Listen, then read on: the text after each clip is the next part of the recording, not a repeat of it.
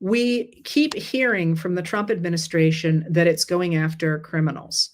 And in fact, about 8% of the people they have arrested have criminal convictions. The rest do not. So that's 92% of people don't have criminal convictions. What they are doing is they are defining anybody who has broken an immigration law as a criminal, even though that's a misdemeanor, it's not a felony. But that's how they got around that language, which, by the way, before the election, I had it out with a MAGA Republican who said I was wrong. And here's a newsflash, I was right about that.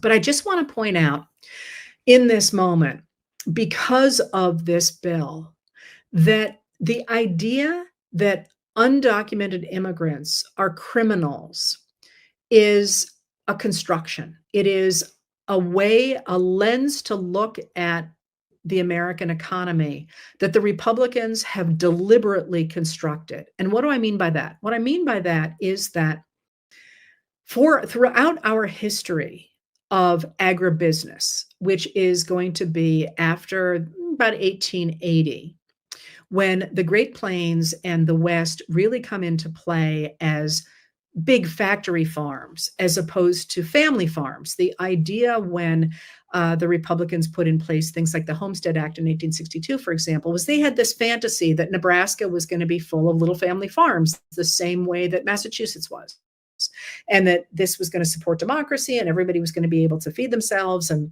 you were going to have all these little towns all over the American plains and the American West. But the reality was that until we got decent kinds of irrigation in those places, it really wasn't possible to farm that way. What did happen was we got irrigation we got irrigation in those places, but that's really expensive. Getting water was expensive. So from the beginning of farming in the plains and in the West, we had agribusiness. That's not what they called it at the time, but we always had very large farms, and those very large farms depended on migrant labor. It wasn't always racialized. In fact, if you think about the 1890s and into the 1900s, many of the people who worked in those fields were white migrant workers. That's going to change in the 20th century. But our agribusiness has always depended on migrant labor, on cheap migrant labor that comes in, plants a field, harvests a field, and gets out and goes somewhere else. That's just the way it has always been. So if we're going to change that, which is certainly possible to do, we can do anything we want. Americans are going to have to get used to the idea of paying significantly higher amounts for food.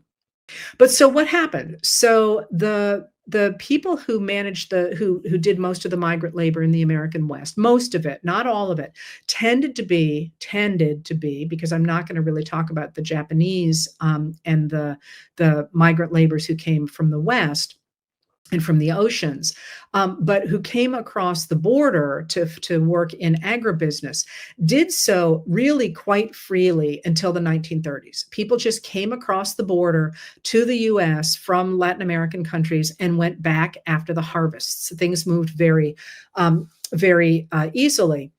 Especially after the 1907, Japanese workers are discriminated against much more severely than they had been before. So fewer of them tend to come, but other migrants just come back and forth.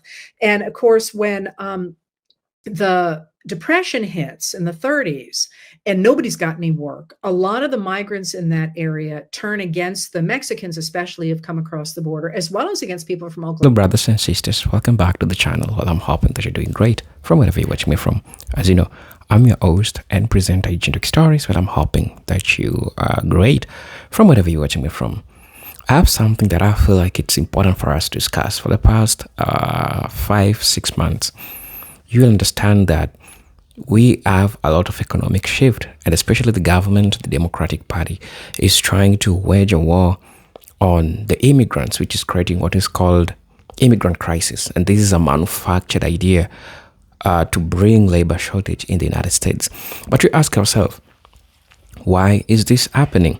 Because what the Trump administration is doing is conducting what is called American dual system, right?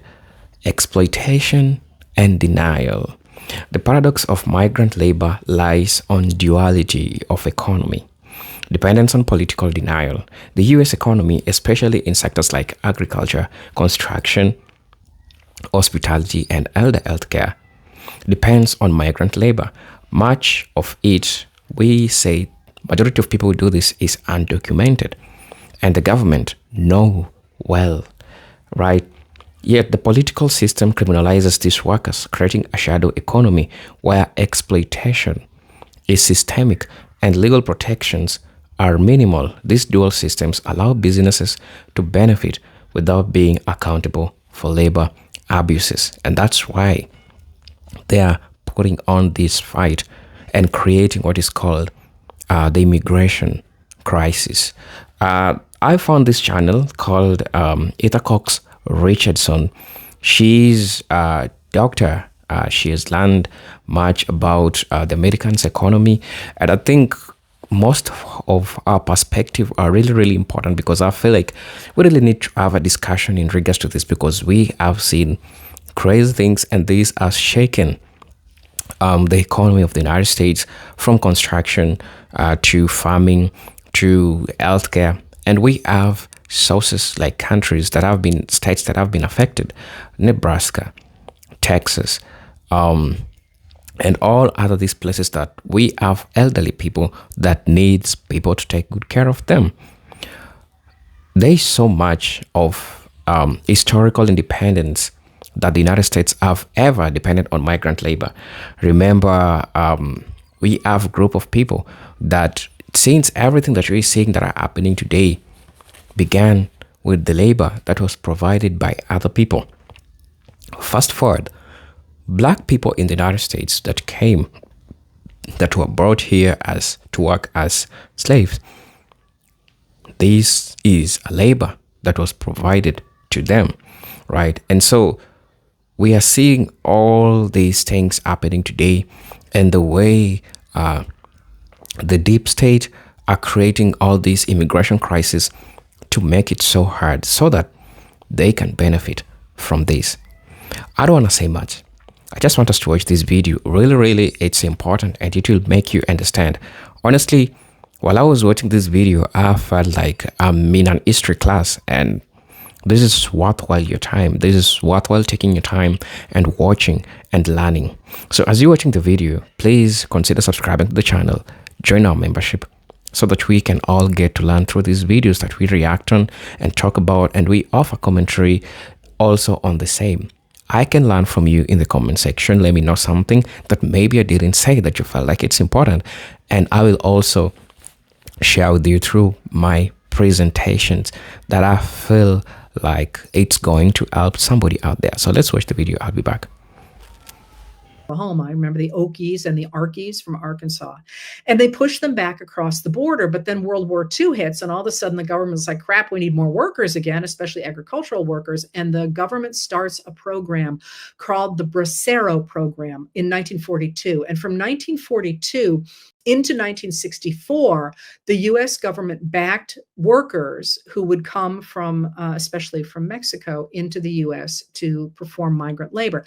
But the idea was that those people would be protected because they would sort of be official, but employers pretty quickly also hired unofficial workers and treated everybody terribly. So the Bracero program breaks down for a number of reasons in 1964. Because of the treatment of the workers, because of the increased mechanization, and most especially because Congress takes a look at the old 1924 Immigration Act, which set quotas for countries and had no quotas for Latin America because that was essentially an open border, and said, we really got to change the way we are doing quotas for various countries because our system is so incredibly racist. Because there were, in 24, they set up quotas for different countries to be able to send people to the United States. And some countries that they didn't like had like 0 people, and other countries they did like had lots and lots of people. And they said, in this 1964 post-colonial period, we got to change that. When they changed that with what's known as the Hart-Celler Act, they put a cap on Latin American immigration for the first time. And what they did was they capped it at 20,000 people. Not specifically, they did that in a lot of countries, but that's what happened. 20,000 people were allowed across the border. But 50,000 people were the people that were required in the fields. So that made 30,000 people illegal, undocumented when they came across the field, when they came across the border. And what happened then was that Congress recognized that they'd created a real problem. So in 1986, they remember that they write a new bill and they give amnesty to the people who are already here. But at this, and they try to crack down on employers who are hiring undocumented labor, but they also begin to guard the border. They militarize the border. And when they militarize the border, that means that people who have undocumented people who have come over don't dare to go back because now they're going to have a problem coming back again. So instead of fixing the problem, it exacerbated the problem. What has happened since then is, first of all, that in part because of American agricultural practices, there's been and political practices, there was an explosion of violence in a number of countries in Latin America, and a number of people came from them seeking asylum in the United States, which is legal. It is legal to seek asylum in the United States. And then during the coronavirus pandemic and immediately after it, especially, a number of migrants from other countries who had landed in countries in South America were pushed out of those countries because their economies turned so bad so quickly. And the U.S. economy under Joe Biden was booming. So a lot of them simply came to the U.S. where we were desperate for workers. And so this is how we've gotten to the problem that we have, where we have undocumented immigrants who are in the United States without having the correct paperwork. They are not criminals. That idea that somehow MS-13 members are fighting to get into the US is this hellscape fantasy that MAGA Republicans have embraced. And the kicker here is that twice now, Congress has tried to pass laws that would reform this system so that the number of workers the US needs could be here legally. That happened first a number of years ago. And if you remember House Speaker John Boehner, it passed the Senate, but House Speaker John Boehner refused to take it up in the House because he wanted to keep the issue alive as a political issue. And it happened again when Joe Biden took office. The first bill he asked Congress to pass was one that would address the desperate need for more border enforcement, for more immigration judges, and to get through the huge numbers of people that there was a backlog for in the US. And Congress wanted no part of it until finally the House of Representatives under Mike Johnson said they would not look at helping Ukraine fight back against Russia until somebody did something about the border. So when that happened, the senators there was a group of senators who worked all the way through Christmas to create this actually quite strong border bill that was mostly what the Republicans wanted. And it was all set to go through. And Donald Trump said to the Republicans, don't pass it because I want this issue to run on in 2024. They didn't pass it. And here we are. All right. The whole reason I set that up, that long history, was because the other thing that happened today, in addition to the bill that extraordinarily puts more and more funding into detention and interception of undocumented immigrants by people who at least are said to be ICE agents. Their faces are covered and they are not wearing any badges. So I remain a skeptic until I know more about it. The other thing that happened was the president went to Florida to visit the newly operative detention center in the Everglades. And people are using this cutesy little name called Alligator Alcatraz. And it is a detention center that consists of cages in tents for undocumented migrants who are caught in this system that we have created. And Trump and a number of the people around him, including Florida Governor Ron DeSantis, seem to think it's kind of a joke to put people in a swamp in Florida during hurricane season, surrounded by alligators and pythons. And Tommy Tuberville, a senator from Alabama, talked about migrants in the cities as rats the other day. And if you can't look at that and see the dehumanization that leads to tragedy, then you're not looking. And that worries me, not only in the short term for our neighbors who will be sent to these detention facilities. And of course, now, if this bill passes, we are funding even more detention facilities to the tune of billions of dollars. But to go back to where I started, the idea of a president who is above the law, what we are seeing is the construction not just of a fantasy of one man, because Trump is not mentally healthy. He lost it again today. He's not going to be here forever. He's just not. 79 years old, mentally, mentally losing it. My grandchildren are not going to be dealing with Donald Trump, but my grandchildren are going to be dealing with the world that this administration is leaving behind. And the construction of these facilities, the ICE agents who are pulling people out of their cars and out of their homes for the crime of being caught in a labor system beyond their control that our Congress has refused to fix because the Republicans like being able to accuse migrants of being bad influences on the US so that they can turn out their white nationalist supporters. The construction of that system, once it is here, will be very difficult to get rid of. And once we get rid of the undocumented migrants in our midst, which, by the way, is already wreaking havoc on the construction industry and the food industry and so many things, it seems to me significant that Trump talked today about deporting, stripping citizenship from, or otherwise getting rid of the citizens in our midst who are speaking out against the Trump administration. Hello guys, welcome back to the channel. Well, I'm hoping that you're doing great from wherever you're watching me from.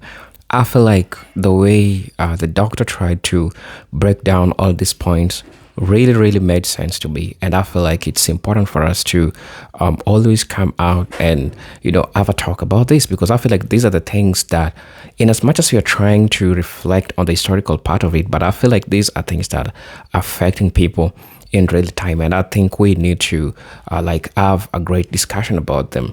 And starting by that, it's important for us to go back and look at the origins of migrant labor in America. Let's talk about slavery and colonialism.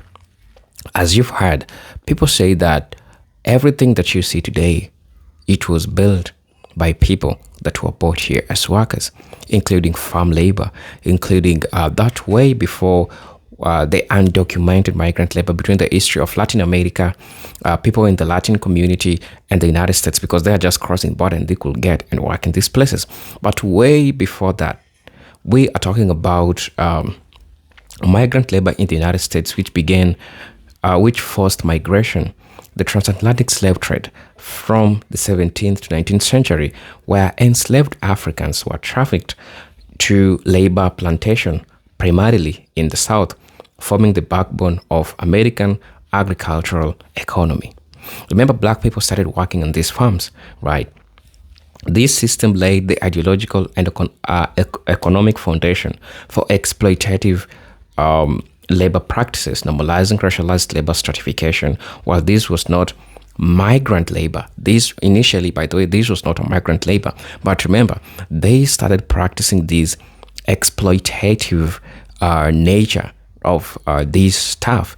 So in the voluntary sense, it was America's original form of imported, coerced labor. But this is not a migrant labor, it was an imported labor, right, which was taken forcefully. So while not trying to look at history, we try to look it back from that perspective, because it will be unfair talking about those people that built the United States without giving the credits to the black community. I'm also going to be talking about the Chinese and railroad expansion. Following the abolition of slavery, America's appetite for cheap labor persisted. In the mid 19th century, Chinese immigrants were recruited, sometimes deceived or forced into building the transcontinental railroad. These workers endured brutal conditions and minimal wage and were denied citizenship under the Chinese Exclusion Act of 1882. Yet, their labor was crucial to America's industrial expansion and westward development, proving that the migrant labor continued to be a hidden engine of national growth. And that's what the United States, or generally America, will not agree with you. Because remember, after the abolition of slavery, what did they do? They tried to bring the Chinese people to work of them, and that's the Chinese and railroad expansion. That's around 1882, which they worked so hard, and they worked in these harsh conditions, and they did get all these services that, to them, they believe that any laborer who is working, they kept them in an exploitative conditions, right? Minimum wage. They didn't give them all these good conditions who are working, good conditions where these people are working, and some of them really found it really so hard. Going on, talking about the Bracero program and the institutionalization of migrant labor. During World War II, the U.S. formalized migrant labor recruitment through the Bracero program, that is in 1942 to 1964. An agreement with Mexico to import laborers for agriculture and railroads. Despite promise of fair wage and human treatment, braceros were often exploited, underpaid, and housed in substandard conditions. This program institutionalized the idea of revolving door labor force. Workers were good enough to build the economy, but not to be part of the nation. And that's how crazy it was, right? So the Bracero program, which happened between 1942 to 1964, there was an agreement that the Mexicans made, the Mexican administration made, that there should be a fair wage. People should be working in a good condition, good working conditions. But again, since the United States has an history of exploitative labor that they perceivingly had from slavery during those Jim Crow times, they still pushed it to also this group of people, right? So, in short, Mexicans or all these groups of Latino community that were coming to work as immigrant labor, they were allowed to work, but not to be the part of nation. So like you're building it, but you're not part of it. That's how it happened. I'm going to be talking about migrant labor and American agriculture. First of all, from the 20th century to today, migrant labor, particularly from the Latin America, has been indispensable to U.S. agriculture.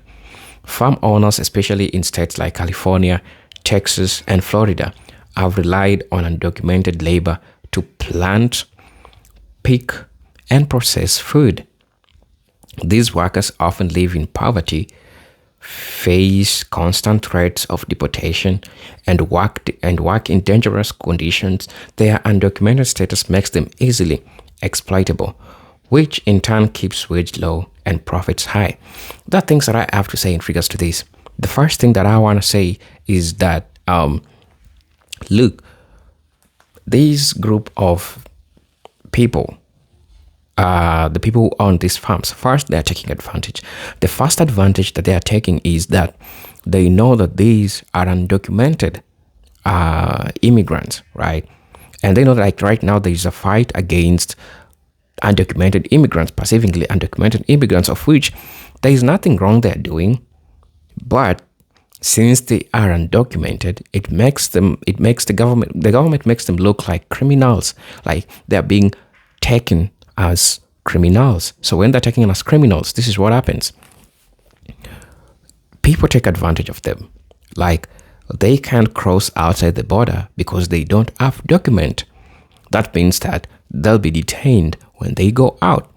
Also, they're afraid that they can't sue the people that are working for them They can't sue the people that are employing them, because when they go there, they'll ask, who are you? Why is your document that shows that you're an immigrant in these places?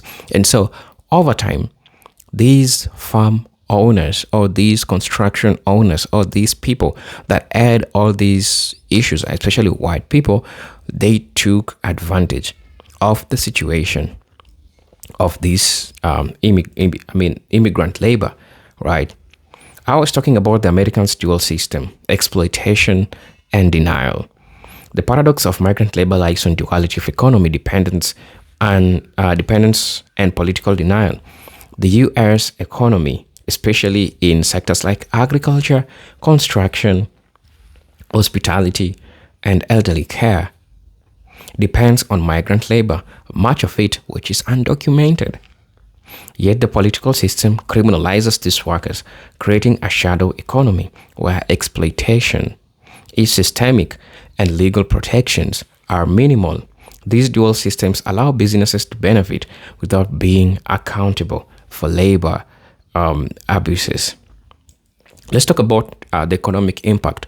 Cheap labor, high profits, and that's how the American employers chased profits. Undocumented migrant labor significantly reduces production costs across multiple industries.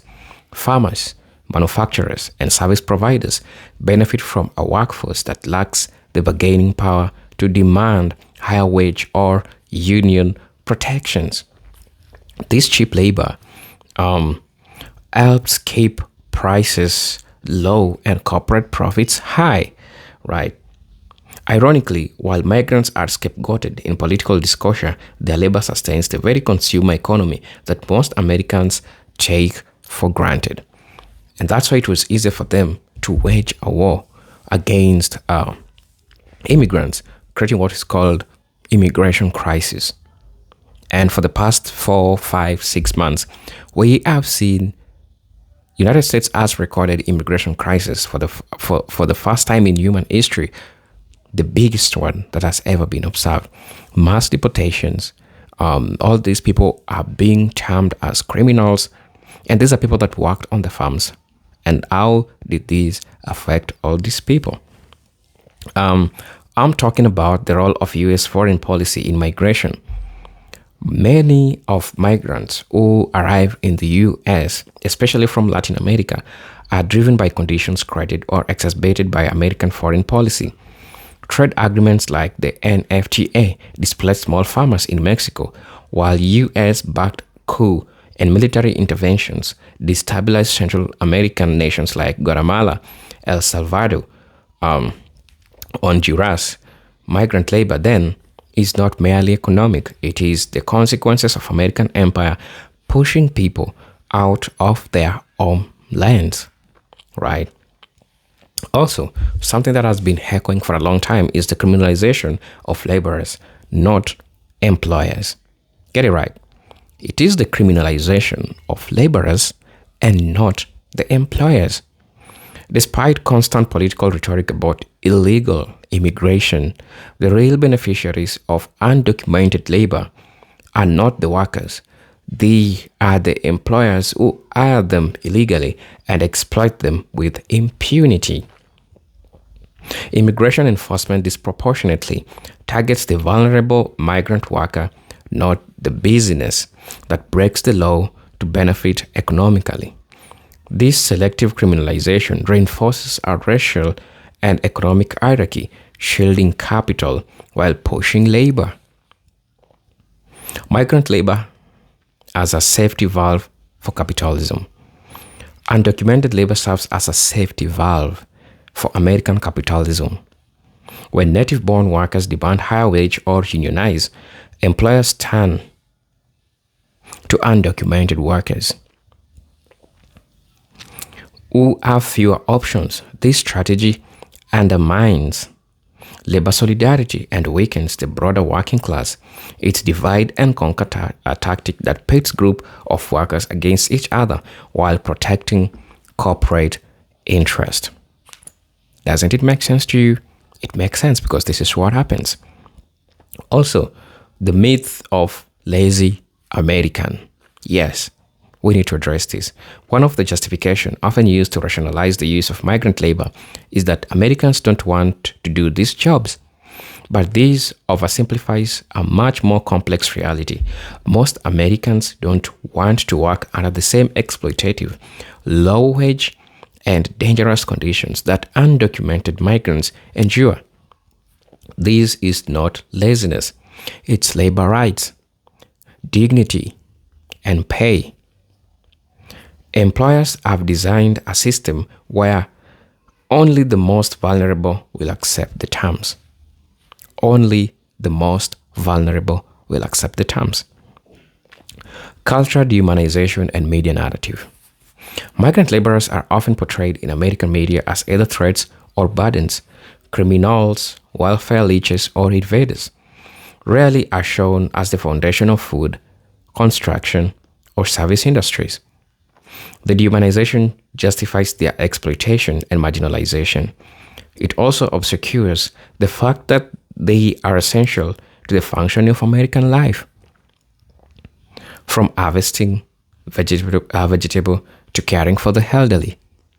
This is all that has been happening for a long time. I would like to conclude by saying that there is a structural hypocrisy of American labor.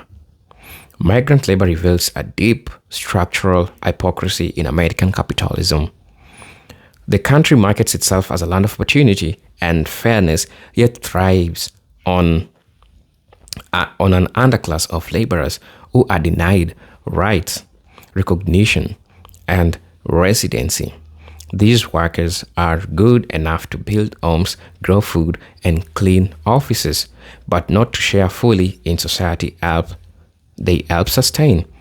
Until America confronts this reality, the so-called land of free will continue to be built on the backs of these franchised. I'm your host and presenter, Agent Stories. Again, I'll ask you, if you're watching us for the first time, I'll ask you to subscribe to the channel, join our membership, and really get to what we can offer you. But until then, let me see you in my next video. Peace, love, and harmony. Salute.